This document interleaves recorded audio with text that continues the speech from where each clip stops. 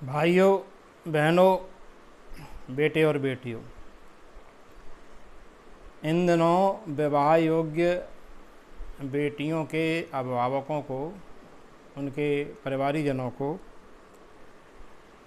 अपनी बेटी के लिए वैवाहिक रिश्ता ढूंढने में बहुत परेशानियों का सामना करना पड़ रहा है। इस संबंध में हमें बेटे और उनके परिवारीजनों से कुछ कहना है।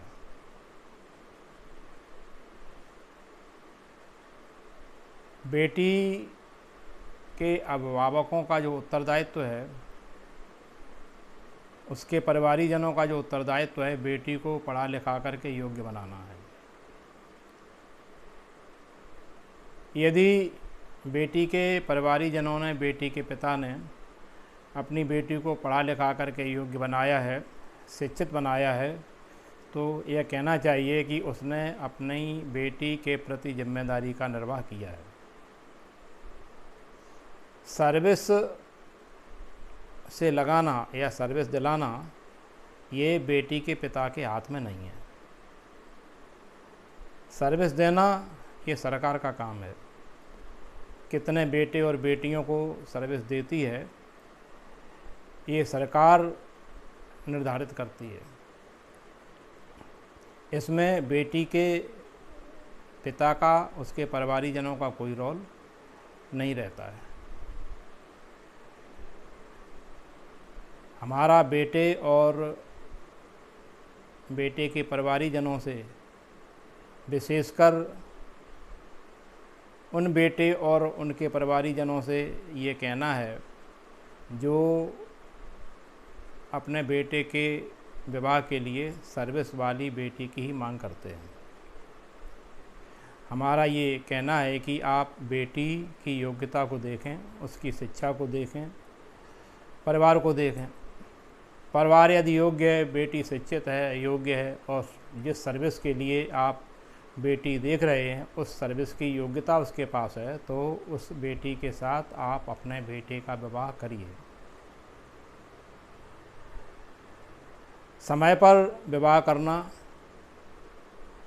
माता पिता की जिम्मेदारी है। यदि समय पर विवाह नहीं होता है तो समस्याएं आती हैं।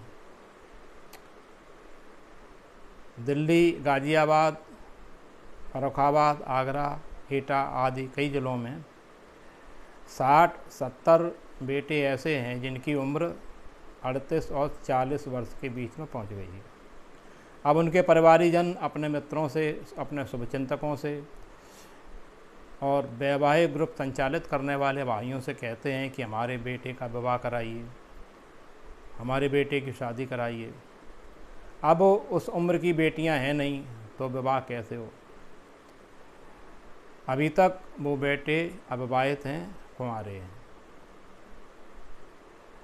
अतः बेटे और बेटे के परिवारीजनों को हमारी यही सलाह है कि यदि बेटी योग्य है, शिक्षित है, संस्कारवान परिवार है, तो समय से अपने बेटे का विवाह करें।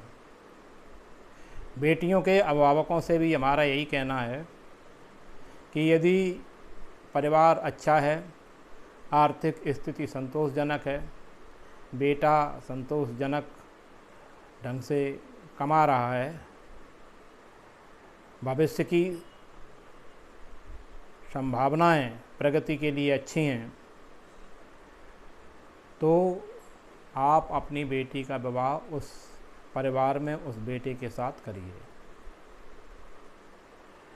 आप सभी भाइयों से हमारा एक निवेदन ये भी है कि आप समाज को अपना परिवार मानें।